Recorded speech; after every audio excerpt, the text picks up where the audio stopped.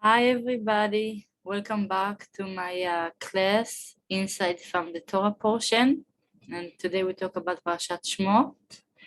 If you didn't subscribe to the arutz yet, you're welcome to subscribe to the channel so you won't miss any of those amazing Devar Torah. And today we're going to talk about what is my meaning and what is my thing in life, what is my essence,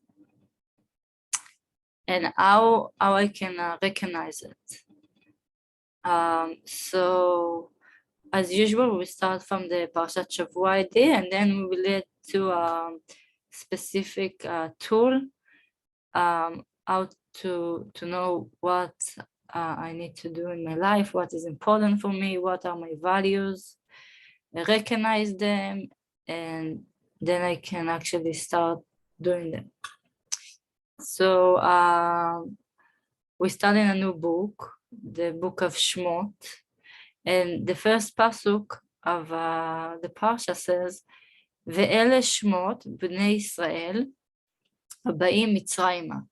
Reuven, Shimon, Levi, Yehuda, and it continues and says all the names of the tribes. And I want to ask, first of all, why we count the name of the tribes? We already know the names. We can say Yaakov came with all his sons. Why we need to say their names? And also in Parashat Vayigash, it already said that they came down and already said their name. So why they saying their name again?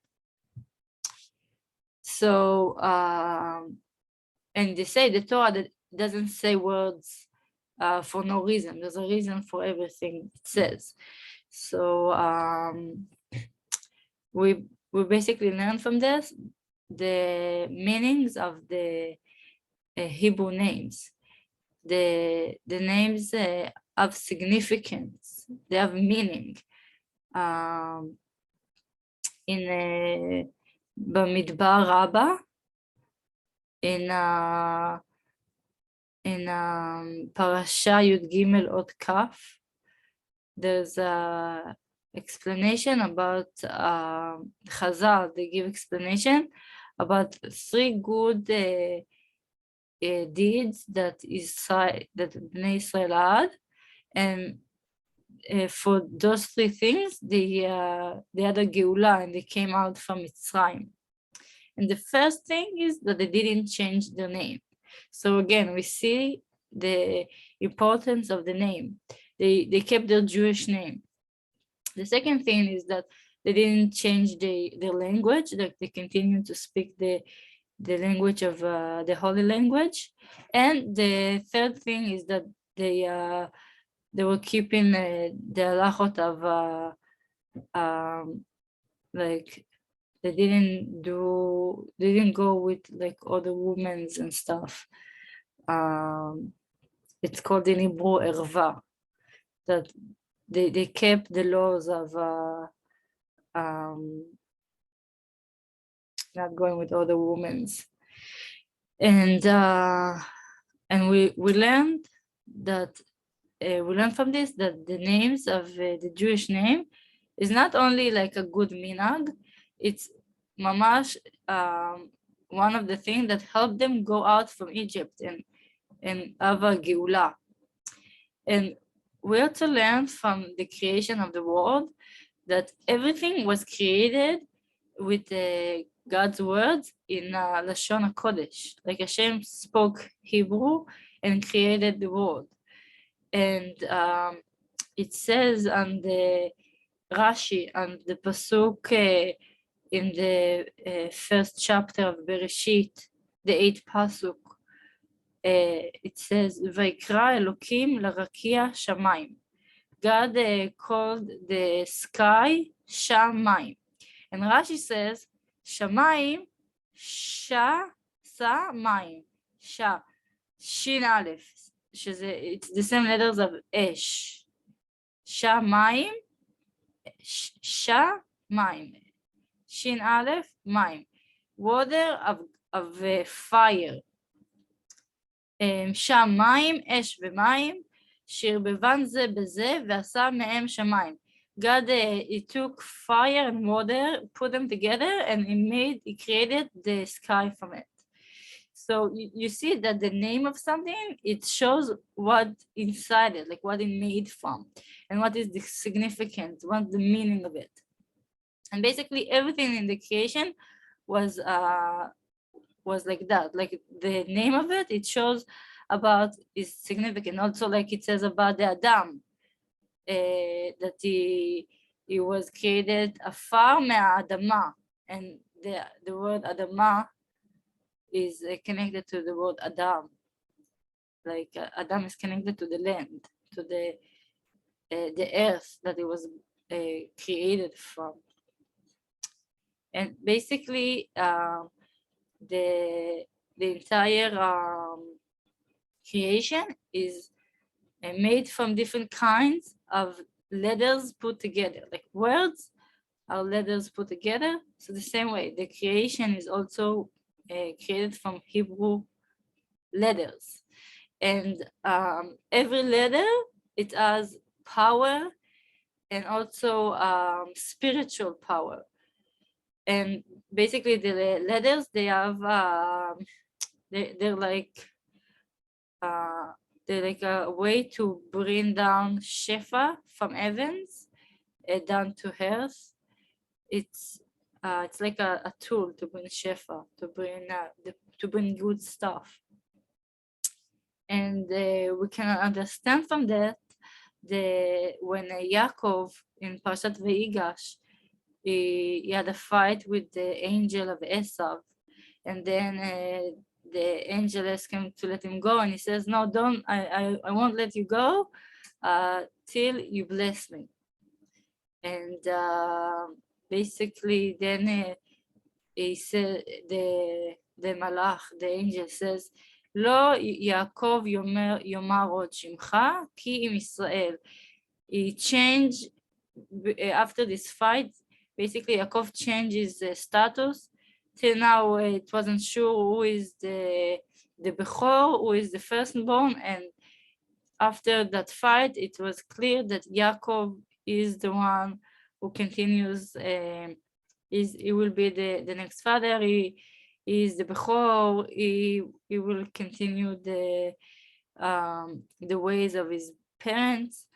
And therefore that change also make a change in his name.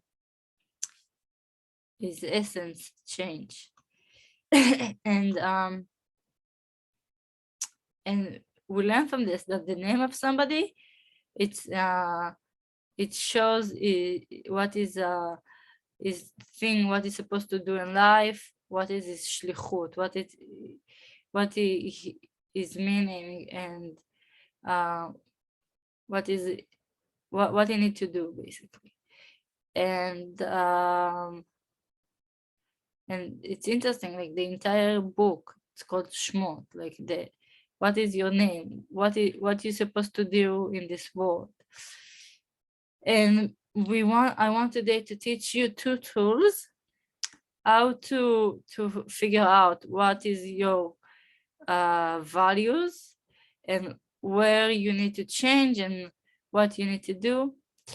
And the minute you know what is your values, then you can decide to change them, to do something. But first of all, you need to see what's more important for you and where you're holding. So the first tool is called the eye of the cow, and basically it's look like an eye. And the second thing is called the compass of life, that is also a tool to figure out your values. So the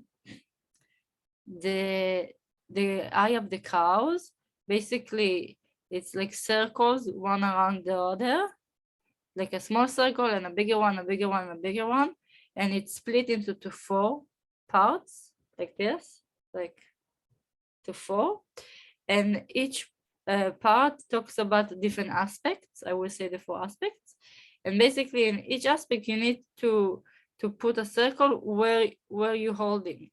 Is your behavior is exactly the way you want to live, or it's really far. If it's exactly the way you want, it's mamash inside in the middle of the eye. And then it's, if what you're actually doing is really far from your values, you put it in the farther away circles. The farthest circle means that you the farthest away from what you want to be. You're behaving far away from your values. So the first quarter is about work and learning, and you check if you are happy with your job, with the stuff you learn, if you actually like doing what you want to do in terms of work and career. So that's the first one. The second one is about growth and about being healthy. How do you eat? Do you eat the way you will want to? How far away are you from there? What about doing exercise? What about your growth, your spiritual growth? How are you from the, like, being Jewish or whatever you are? Like, how you fulfilling your place that you want to be, like serving God or not serving, but where you holding there? Do you use alcohol and drugs and smoking? And where you holding? Like, maybe you want to do more, maybe you want to do less, maybe where you, maybe you okay exactly where you are. The third quarter is about relationship. How is your relationship with your spouse, with your children, with your friends, with your parents, with your brothers, with your family in general? How it's your relationship with colleagues at work, if you study in the place you study, where it's holding. Is it in the place you want it to be? Do you want it to be better? Do you want more time to yourself and be less involved with other people? And the fourth quarter is about your activities. Do you find some time to do the stuff you like? Do you do creative stuff? Do you do stuff that bring you joy? Do you volunteer and help other people? That's also a very important thing. And basically, you can you can look at the entire aspect and point out where you're holding, or you can look at the specific stuff inside it and like say where in every specific thing inside this quarter you're holding. Like you can say, okay, with my spouse, I'm in a good relationship, but my parents, I want to be in a better relationship than that I'm actually is. So you can also write, like if you do the circles big enough, you can write inside the circles, like where you're holding to the way that you want to be. So that's the first tool. Like it helps you to see in those four aspects of activity, jobs, relationship, and growth and being healthy. It's together. Those four aspects where you are holding. Are you actually behaving the way you want to be, or really far away? The more inside, it shows the more you're actually doing what you want, and the farther around a circle means you're really far away from the way you want to be. Okay, the second tool, it's called the compass of life, and it helps you also to figure out your values. And basically there's 10 aspects that some of them, that maybe you're not related to, they're not talking to you, you're not connected to them, so you can just skip them. But it gives 10 different main aspects, and you need in every aspect to draw like to put a list of stuff inside it and say like what is important to you in this aspect, what you want to change, what you want to do, how you will behave in a ideal way, which kind of person you want to be in this aspect. And then you draw like a small square in the top and in the bottom. And in the top square, you say how much this value is important to you, because maybe this value is not important to you now. And like maybe it's a good value, but like for instance, the first thing is being a parent, but maybe you don't have kids now. So it's not such an important value for you at the moment. And in the bottom square, you write how much you actually behave in that way. Like you can say, okay, being a parent, it's really important for me now. It's like the most important thing. I put from 0 to 10 in the top. And then in the bottom I say, but actually I'm more busy with my career and other stuff. So actually the way I'm acting is like 5. And I will go through the 10 different things, and each thing you say, okay, to be a parent, what it means for me, how it will look if I'm a good parent, what I want to change in this, what it should be, how I will behave, like to write everything about it, that it's important for you. And then put the scale. The top is what you want to be, and the bottom is what actually is. Like the top is more like how much it's important for you, but there can be different aspects, different stuff that they're important in the same amount. Like maybe you can have few stuff that are important 8. It's okay. And also there can be few stuff that you're actually doing at 8, at the level of 8. It's not that you need to do it from 0 to 10, that one must be 1 and the other one must be 2 and then the third one 3. No, you can have few stuff that really important for you, and that's okay. So here's the 10 different aspects. So one is being a parent. The second is growth. Like we talked about before, like spiritual and physical and anything that you put inside it. The third thing is doing stuff with your time. When you have free time, what you're doing, what you want to do, what's important for you to do. You can put volunteering in there, you can put hobbies. The fourth thing is spiritual. How much time you put for spirituality, what's important to you in that aspect. The fifth one is health.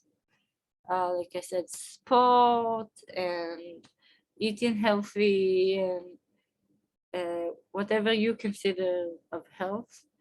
The sixth one is about work. What work is for you, what you want it to be, what's important for you. The seventh one is about the community and the stuff around you. What's important for you about it, what you want to do, what you want to change. And again, it can be like really important, it can be not important for you in this stage. It's okay. And the third 3 stuff are about relationship. Basically, the 8th one is about relationship in your family. The 9 is relationship, intimate relationships, and the 10th one is your relationship with your friends. And in this thing, you write down what's important for you in that aspect, which powers you have over there, what you want to grow, what you want to change, what you want to do. If it was in the ideal way, what you will do. And in the top square of it, you write how much it's important to you. And in the bottom square, you write how actually you live in, and then you can see maybe you in a lot of stuff you are in the way you want to be, like it's important for you and you're actually doing it, and it's okay. But maybe it's something really important for you but you don't have time for it, and then it can help you figure out what to put your focus on. So I hope it was hopeful for you, and if you like the idea, you can share this video so more people can learn these tools. And I was Shira Polon, a CBT therapist, and you're welcome to subscribe to the channel, like I said, so you won't miss any of these videos. You can give me feedbacks. I will put on my WhatsApp link. You can send me your feedback back, and also do Zoom sessions. So have a great week.